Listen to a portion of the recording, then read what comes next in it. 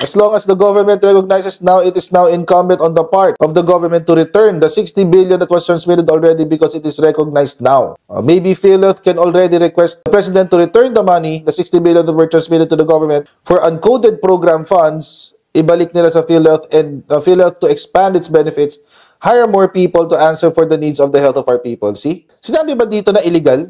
Wala kayo nakita dito sinabi ni Justice Antonio Co na illegal. Ang sinabi lang niya, kasalanan ng PhilHealth. Hindi nyo kasi ginagamit yung pera nyo na maayos. Hindi nyo ginagamit yung allocations nyo na maayos. I-request nyo sa Presidente na ibalik yung pera sa inyo at gagamitin nyo to expand services. Yun ang sabi yun ang sabi ni Justice Antonio Co. Sinabi bang illegal yung transfer? No. In fact, anong sinabi? Ang sinabi pa dito, mga kotsero, kasalanan to ng board. Kasalanan to ng PhilHealth. Kailangan na kayong repasuhin. So, tama ang ginawa ni PBBM. No, it's neither right nor wrong. Yun yung dyan eh. Hindi siya tama, hindi siya mali. Pero ang may sala, si PhilHealth. Siya talaga yung may tama, dyan. Si PhilHealth ang may tama. So, bakit isisisi kay PBBM? Wala, kasi DDS yung naghabla eh. Sino ba yung mga naghabla dyan? Yung mga DDS tsaka mga dilawan. Alam niyo, mga kotsero, habang, hindi ko siya muna nagagawa ng video kasi ongoing pa yung hearing. Iintayin ko yung decision. Pero kukomentan ko na siya sa PhilHealth. Sinabi ni Justice Antonio Co na dapat daw ibalik ni Presidente yung 60 billion. Bakit? Kasi pwede raw yun magamit to expand the healthcare of PhilHealth. Tama naman. Kung gano'n ang direction, wala problema. Kaso mo, may premise kasi yun eh. The premise there is that, ano pang sinabi ni Justice Antonio Co? Sabi niya, dapat repasuhin ang buong PhilHealth. Hanapin nyo yung sinabi ni Justice Antonio Co. Sinabi niya yun. I-request daw ng PhilHealth na ibalik yung 60 billion yung natitira. Pero, may premise yun. Dapat ang PhilHealth repasuhin. Yun ang sinabi dun ni Justice Antonio Co. Bakit? Kasi, take note. Ang sinabi, the PhilHealth and its board are not following the law. So, sino ang may kasalanan pala dito? Bakit kailangan kunin ang pera ng PhilHealth?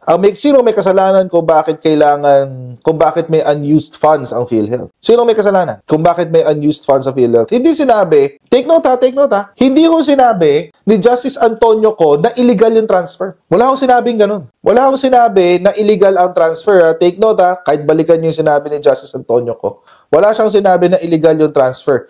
Ang sinabi niya, si PhilHealth may request the return of the 60 billion. Yun ang sinabi. Pero in the same breath, sinabi niya, if I'm not mistaken, dapat repasuhin ang buong PhilHealth. Tanggalin ang buong board. What does that mean?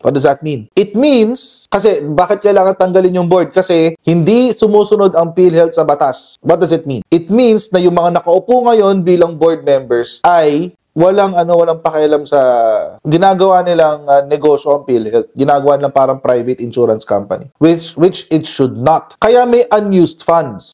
Take note ha. Balikan ho natin. May sinabi ba ni Justice Antonio Co na illegal yung pag-transfer? From what I know, wala. Wala siyang sinabing illegal. Kasi kung meron siyang sinabing illegal, I'm pretty sure yun ang headline. Kung sinabi ni Justice Antonio Co na illegal yung transfer, then yun ang headline. Di ba? Puntahan natin yun. Sandali lang, bago tayo pumunta sa susunod na topic. Supreme Court Justice suggests overhaul of PhilHealth Board and the return of transferred funds. Take note ha, suggests. Wala siyang sinabing illegal ang transfer. Probably it's time to overhaul PhilHealth and change the board for not complying with what the law requires. Sabi ni Antonio Co. This came after Health Assistant Secretary Albert Domingo revealed that the PhilHealth computes its budget request based on the number of members in its database. It does not refer to the computation on the syntax allocation. Instead, it counts the number of members based on a database. Siyempre, yung mga members. There is a database of indirect members, and then it generates a list. Then that number is submitted, multiplied by a factor which is the premium rate, and then it is submitted to the DBM.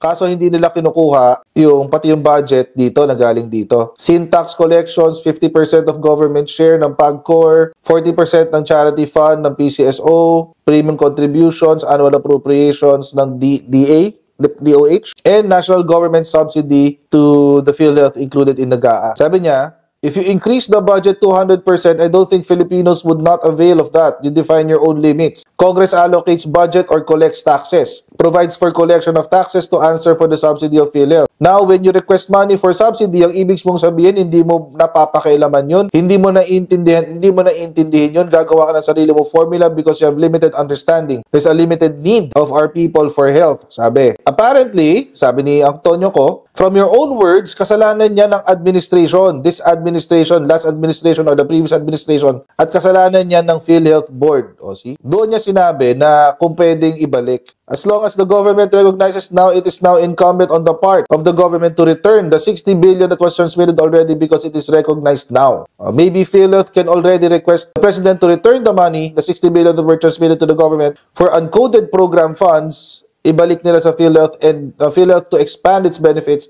hire more people to answer for the needs of the health of our people. See? Sinabi ba dito na illegal? Wala kayo nakita dito sinabi ni Justice Antonio Co na illegal. Ang sinabi lang niya, kasalanan ng PhilHealth. Hindi nyo kasi ginagamit yung pera nyo na maayos. Hindi nyo ginagamit yung allocations nyo na maayos. I-request nyo sa presidente na ibalik yung pera sa inyo at gagamitin nyo to expand services. Yun ang sabi yun ang sabi ni Justice Antonio Co. Sinabi bang illegal yung transfer? No. In fact, anong sinabi? Ang sinabi pa dito, mga kotsero, kasalanan to ng board, kasalanan to ng PhilHealth, kailangan na kayong repasuhin. So, tama ang ginawa ni PBBM. No, it's neither right nor wrong. Yun yung dyan. Hindi siya tama, hindi siya mali. Pero ang may sala, si PhilHealth. Siya talaga yung may tama, dyan. Si PhilHealth ang may tama. So, bakit isisisi kay PBBM? Wala, kasi DDS yung nagkable. Sino ba yung mga nagkabla dyan? Yung mga DDS tsaka mga dilawan. Sinisisi nila kay PBBM, sinasabi nila illegal yung transfer. That's what they're saying. Sinasabi nila illegal yung transfer. But so far, wala akong nakikita, simula kay Justice Amy Javier, hanggang dito kay Justice Antonio Co, wala akong nakikitang, ni isang justice ang nagsabi na illegal ang transfer. Ang laging pinupuna, si PhilHealth, hindi nyo ginagamit yung pera nyo ng maayos. Si PhilHealth, meron kayong pera. Hindi nyo ginagastos ng maayos. So ngayon, kaya kinuha ng gobyerno kasi hindi nyo ginagamit yung pera na meron kayo. Linisin ang PhilHealth para maibalik yung subsidy. Well, hindi ko alam kung masasubsidize pa kasi hindi naman mandatory yan. Pero ang mandatory is yung sin tax, yung contribution ng PCSO, tsaka ng PAGCOR.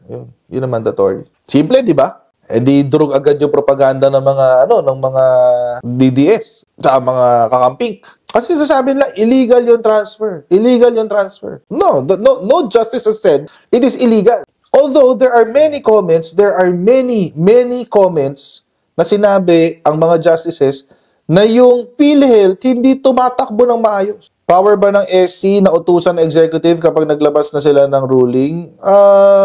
No, unless it is a mandamus. Pero syempre, kapag hindi mo sinunod yung decision, halimbawa, kasi lang naman to petition for certiorari. Unless iuutos doon sa decision na yung transfer is illegal, therefore, the fund should be returned at categorical na sinabi ng Supreme Court na ibalik nyo yung pera, kailangan sundin yun. Kasi may utos na doon eh. Pero kung hindi, kung walang ganun, wala. Pwedeng it's a suggestion.